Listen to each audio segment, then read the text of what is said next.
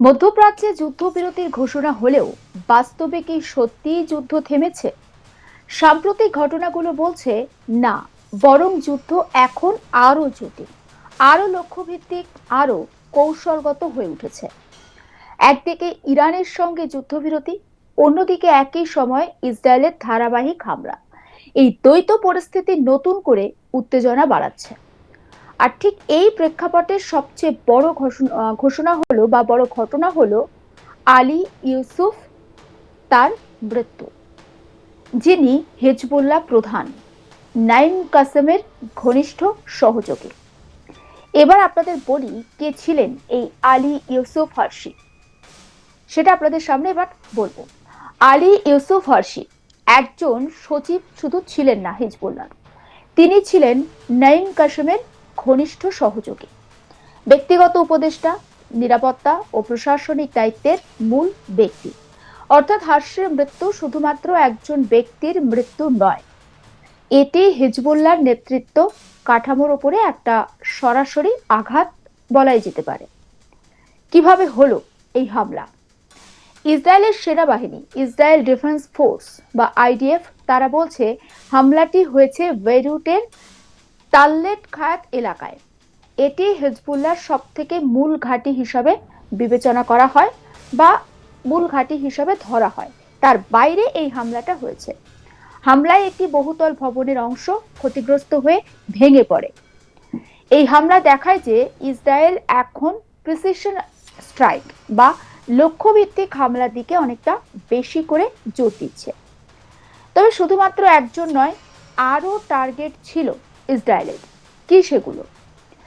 এই হামলার পাশাপাশি আইডিএফ আরো দাবি করছে যে মোহাম্মদ শামির মোহাম্মদ ওয়াসি, তাকে গাজায় হত্যা করা হয়েছে। তার সম্পর্কে বলা হচ্ছে তিনি নাকি হামাসের অস্ত্র উৎপাদন ইউনিটে অত্যন্ত গুরুত্বপূর্ণ ভূমিকা পালন করতেন। রকেট তৈরির সঙ্গে তিনি যুক্ত ছিলেন, ইসরায়েলি সেনার বিরুদ্ধে হামলার পরিকল্পনা করেছিলেন। আর সব থেকে বিতর্কিত অভিযোগ হচ্ছে তিনি নাকি সাংবাদিক পরিচয় দিয়ে এই সমস্ত কাজ করছিলেন অত্যন্ত সন্তর্পণে, গোপনে। দক্ষিণ লেবাননে বড়সড় আঘাত, শুধু ব্যক্তিগত টার্গেট নয়, পরিকাঠামোর ওপরও বড় আঘাত হেরেছে ইসরায়েল। আইডিএফ এর দাবি, তারা দক্ষিণ দিকে অর্থাৎ লেবাননের দক্ষিণ অংশে যে দুটি গুরুত্বপূর্ণ অস্ত্র পরিবহন পথ রয়েছে সেগুলো তারা ধ্বংস করেছে। প্রায় 10টি অস্ত্র ভান্ডার তারা ধ্বংস করেছে। রকেট লঞ্চার এবং কমান্ড সেন্টার লক্ষ্য করে তারা হামলা চালিয়েছে।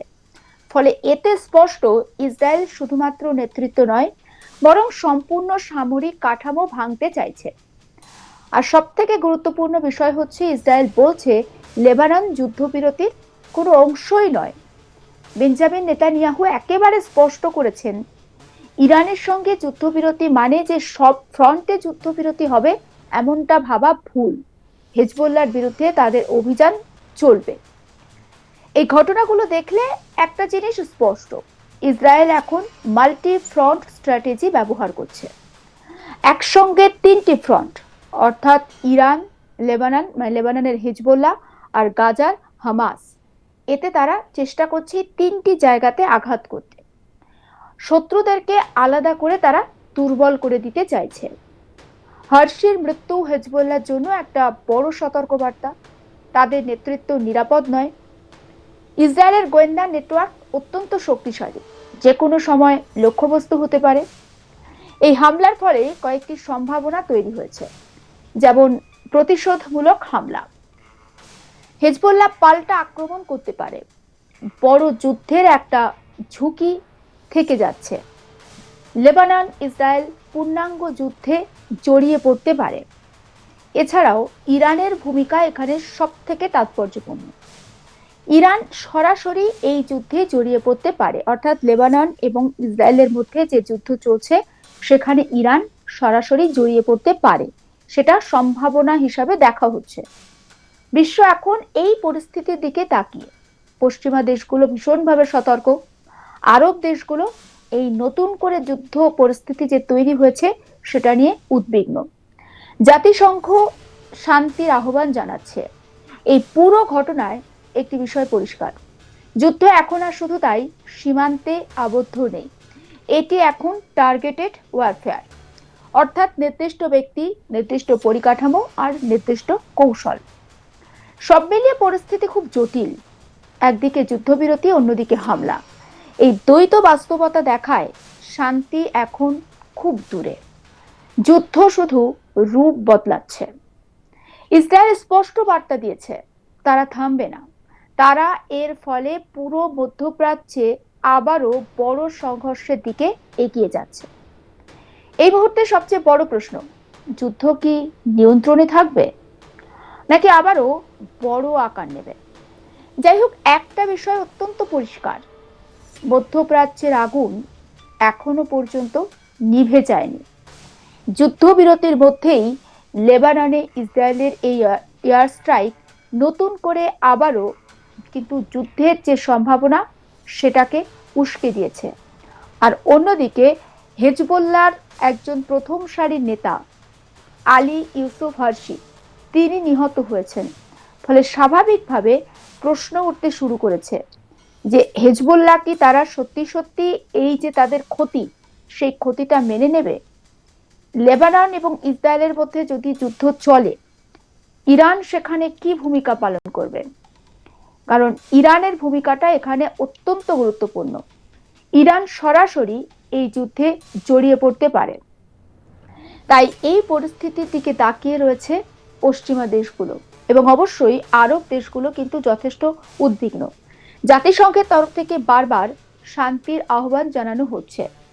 পুরো ঘটনায় তাই একটা বিষয় পরিষ্কার, যুদ্ধ এখন আর বেশ কয়েকটা জায়গা বা অঞ্চলের মধ্যে সীমাবদ্ধ নেই, এটি এখন একটা টার্গেটেড ওয়ারফেয়ারে পরিণত হয়েছে।